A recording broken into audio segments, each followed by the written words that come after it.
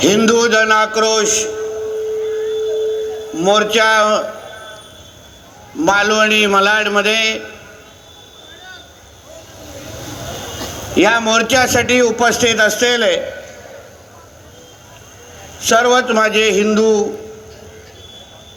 बांधव भगिनी आणि माझे सर्व तरुण मित्रांनो,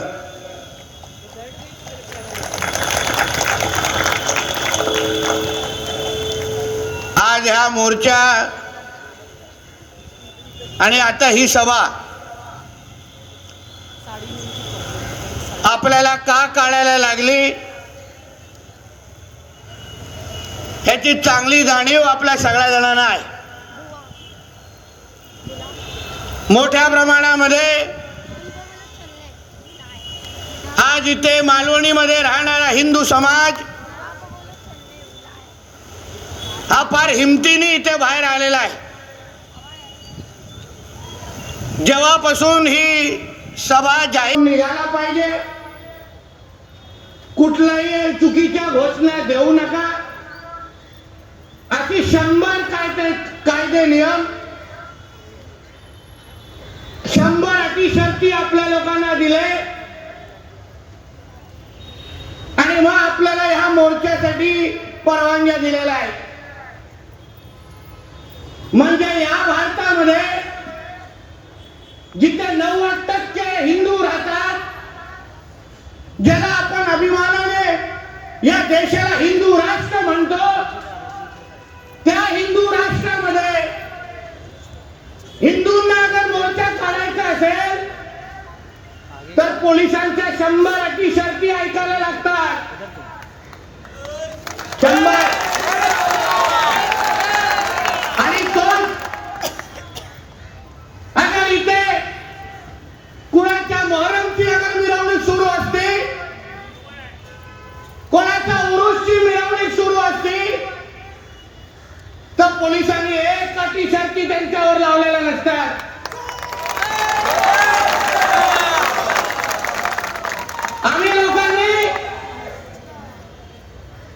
लोकांनी इथे मिरवणुका आणि आमची गणेश चतुर्थी साजरी करायची नाही. आम्ही इथे हिंदूंचा कुठलाही सण साजरा करायचा नाही.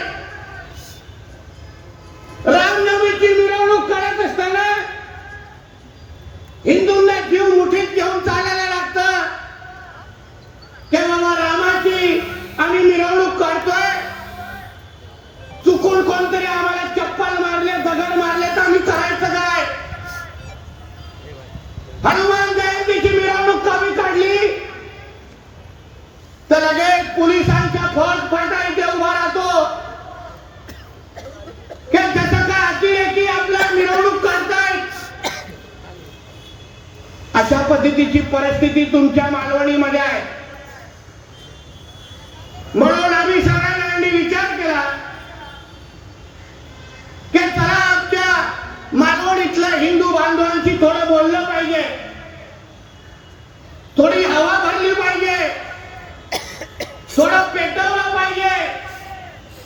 कारण का आज तुम्ही सगळेजण पेटला नाही, आज तुम्ही सगळे जागे झाला नाही तर उद्या तुमच्या घरातल्या मंदिराची पण पूजा करण्यामध्ये हे तुम्हा लोकांना थांबवतील अशी परिस्थिती निर्माण होईल.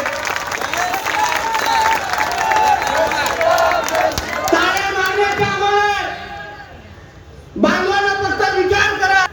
अतिशक्ती लावली जातात, नियम सांगितले जातात, आम्हाला सांगतात त्या 10 वाजताच्या नंतर डीजे लावू नका. 9:55 वाजले की लगेच पोलीसची गाडी तिथे येणार आणि आमच्या मिरवणुका बंद करून जाणार. बरोबर आहे की नाही?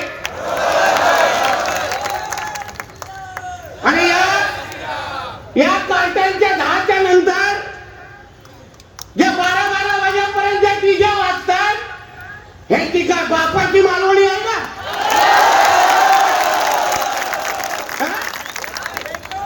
जो नियम आम्हाला असा सण दाखवा, अशा उरूसची मिरवणूक दाखवा, अशी मोहरमची मिरवणूक दाखवा, एक अशी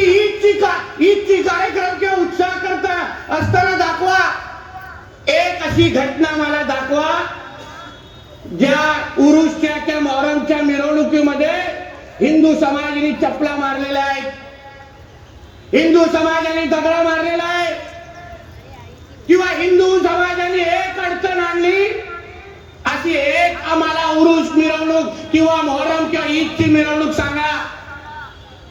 म्हणजे सर्व धर्म समभाव ह्याचा ठेका फक्त आम्ही हिंदूंनी घेतलेला आहे. सगळे नियम, सगळे अटी शर्ती फक्त आम्ही हिंदूंनी पाळायचे.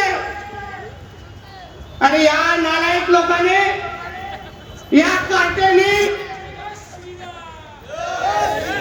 असं वातावरण करायचं जसं काय हे लोकांच्या मध्ये भीतीच राहिलेली नाही, काहीच राहिलेलं नाही. पोलीस बांधवांना पण मी सांगेन, तुम्ही पोलिसाचा जो बॅच लावता, जय हिंद म्हणून जेव्हा म्हणता, या हिंदू मध्ये 90% हिंदू राहतात हे आपण लक्षात ठेवलं पाहिजे. आम्ही जेव्हा पोलिसांचा आदर करतो, आम्ही जेव्हा पोलिसांची मान सन्मान करतो, तेव्हा तेवढे हे लोक करतात का? करतात का सांगा तुम्ही? पोलीस बांधवांना आवर्जून सांगेन, थोडं आठवण करून देईन. भिवंडीमध्ये आमच्या पोलीस माता भगिनींवर हात टाकला गेला, त्या लोकांवर हल्ले झाले. अहो त्या 26/11 मध्ये तो भडवा कसा काय करत होता? अरे आमच्या पोलिसांवर गोळ्या झाडल्या गेली, नाही बघितलं तिथे काय. माझ्या पोलीस बांधवांना मी एक आवर्जून सांगेन, हे लोकांना ह्यांच्या धर्मापेक्षा तुम्ही मोठे नाही. जेव्हा धर्म निवडण्याची वेळ आली तेव्हा तुम्हाला अशा खड्यासारखा बाजूला करतील आणि आपल्या धर्मासाठी हे उभे राहतील, हे लक्षात घ्या. पण इकडे असलेला आमचा हिंदू जेव्हा तुमच्या बाजूने कोण उभं राहणार नाही तेव्हा तुम्हाला आणि तुमचं संरक्षण करण्यासाठी हाच माझा हिंदू पुढे येईल, हे लक्षात ठेवा. म्हणून तुम्ही कोणाची बाजू घेताय? हे प्रशासनामध्ये, बीएमसी मध्ये, कलेक्टर ऑफिस मध्ये जे सगळे औरंगजेब बसलेत ना दाढी कुरवाळाला, तर बाबासाहेब आंबेडकरांचं संविधानच मानत नाही. त्यांना आपल्या देशामध्ये शरिया कायदा लागू करायचा आहे, लक्षात घ्या. त्या लोकांना आपलं संविधान नकोय.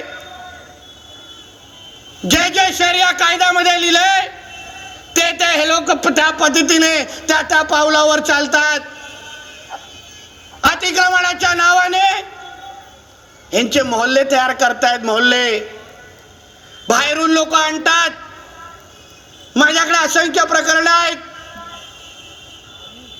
माहीमवरून लोक आणली आहेत इथे आणि मतदार केलेले आहेत तुमच्या इथे, आणि मग मतदार झाले